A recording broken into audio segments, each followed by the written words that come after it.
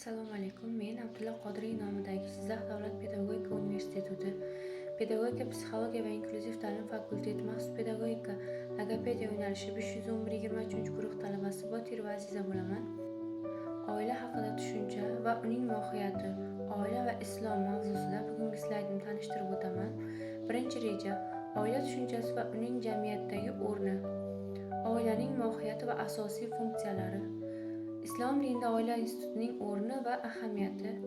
Islomda sog'lom oila qurish tamoyillari va tarbiya masalasi. Oila tushunchasi va uning jamiyatdagi o'rni. Oila jamiyatning eng qadimiy va eng muhim ijtimoiy institutlaridan biridir. Sotsiologiya, psixologiya va dinshunoslik adabiyotlarida oila avlodlar davomiyligini ta'minlovchi shaxsning shakllanishi uchun tabiat bergan eng muqaddas makon sifatida ta'riflanadi. O'zbekiston Respublikasi Oila kodeksida esa oila nikoh, qon qarindoshlik, farzandlikka olish va boshqa asoslarda shakllangan shaxslarning kichik ijtimoiy guruhi deb belgilangan. Imom G'azzoliy Ihyo Ulumuddin asarida oilaning ma'naviy o'rni haqida shunday deydi: oila inson axloqining eng birinchi maktabi va Allohning inson zotiga bergan eng go'zal ne'matlaridan biridir. Bu fikr oilaning nafaqat jismoniy, balki ma'naviy tarbiya maskani ekanini ko'rsatadi. Psixologik adabiyotlarda, jumladan Abdulla Qodirovning Islom axloqi va oila tarbiyasi asarida ta'kidlanishicha, insonning xarakteri, ishonchi, odob axloqi, mehnatsevarligi, mehribonligi kabi sifatlar eng avvalo oilada shakllanadi. Jamiyatning barqarorligi oilaning mustahkamligiga bevosita bog'liq. Mustahkam oila bu jamiyatning ma'naviy poydevori, yosh avlodning axloqiy kamolot maktabi, davlatning barqaror taraqqiyot omili, insonning ruhiy osoyishtalik manbaidir. Oilaning mohiyati va asosiy funksiyalari. Oilaning mohiyati nafaqat birga yashash, balki insonning butun hayotini yo'naltiruvchi qadriyatlarga tayanadi. M. Yo'ldoshevning Oila va tarbiya masalalari asarida oilaning qadri insonning tug'ilishi, ulg'ayishi va jamiyatga yetuk shaxs bo'lib qolishi uchun zarur bo'lgan asosiy institut sifatida sharhlanadi. Oilaning asosiy funksiyalari: biologik, reproduktiv funksiya, tarbiyaviy funksiya, ijtimoiylashuv funksiyasi, iqtisodiy funksiya, ma'naviy psixologik funksiya, himoya funksiyasi. Biologik, reproduktiv funksiya bu avlod davomiyligini ta'minlash bilan bog'liq bo'lib, barcha jamiyatlar va dinlar uchun muhim ahamiyat kasb etadi. Islom manbalarida ham bu vazifa ummatni davom ettirish vazifasi sifatida sharhlanadi. Tarbiyaviy funksiya.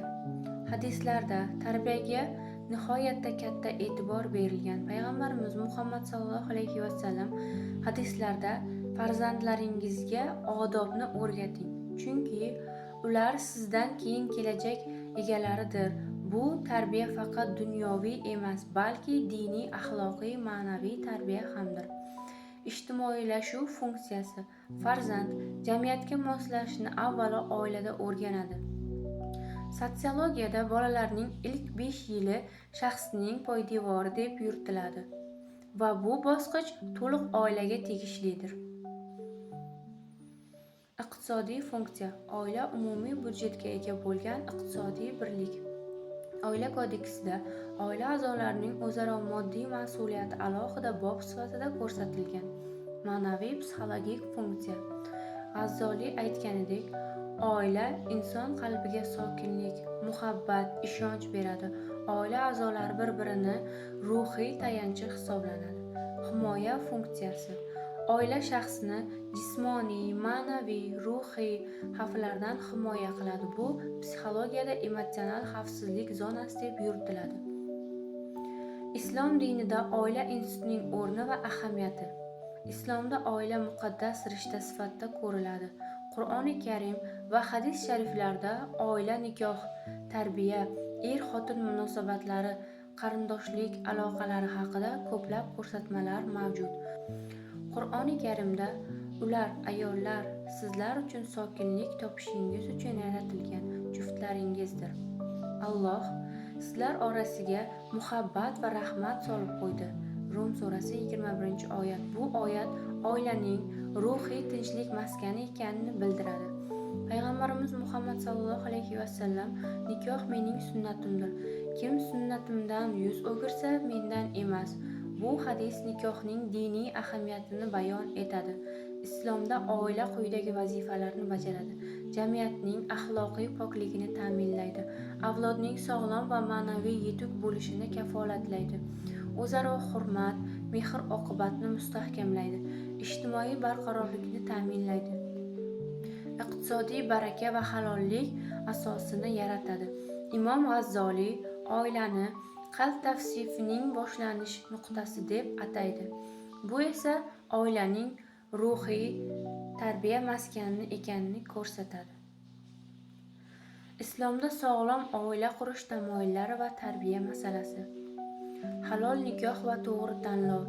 Islomda oila qurish halol nikoh asosida amalga oshiriladi. Nikohning asosiy shartlari: ikki tarafning roziligi, guvohlar ishtiroki, mahrning belgilanishi. G'azzoliyning ta'kidlashicha, nikoh oila barqarorligining asosiy poydevori bo'lib, ma'naviy poklikni ta'minlaydi. Er-xotinning o'zaro hurmati. Qur'onda ayollar liboslaringiz, erkaklar esa liboslaringiz deb ataladi. Bu ibora bir-biriga himoya, mehr, ko'mak bo'lishini anglatadi. Islom axloqi bo'yicha adabiyotlarda, masalan, Abdulla Qodirov er-xotin orasidagi hurmat, halollik, sadoqat oilaning mustahkamligini belgilovchi asosiy mezonlar sifatida ko'rsatilgan. Farzand tarbiyasi. Islom farzand tarbiyasiga alohida e'tibor beradi.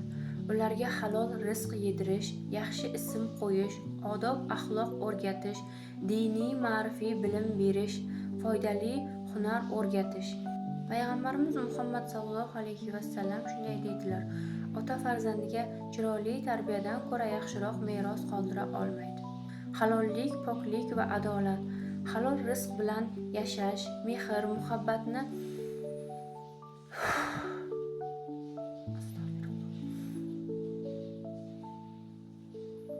halollik, poklik va adolat. Halol rizq bilan yashash, mehr, muhabbatni asrash va adolatli bo'lish oilaning ajralmas tamoyilidir. Yo'ldoshev ham oilaning mojarolarini ko'pi adolatsizlik natijasida yuzaga kelishini ta'kidlaydi. O'zaro maslahatlashuv. Qur'onda shura, maslahatlashuv ayniqsa oilaviy masalalarda tavsiya etiladi. Bu usul konfliktlarning kamayishiga, o'zaro tushunishga yordam beradi. Oila insonning hayoti, jamiyatning taraqqiyoti va millatning ravnaqini ta'minlaydigan eng muhim institutdir. Diniy manbalar, ilmiy adabiyotlar, psixologik qarashlar va huquqiy hujjatlar oilaning nafaqat ijtimoiy, balki ma'naviy, iqtisodiy va axloqiy jihatdan ham nihoyatda muhim bo'lganini tasdiqlaydi. Islom dinida oila eng muqaddas rishtalardan biri sifatida e'zozlanadi. Nikohning pokligi, o'zaro hurmat, sabr, mehr, tarbiya, halollik va mas'uliyat sog'lom oilaning asosidir. Shunday ekan, jamiyat taraqqiyotida mustahkam, barkamol, halol va ma'naviy oilaning ko'pligi bog'liqdir.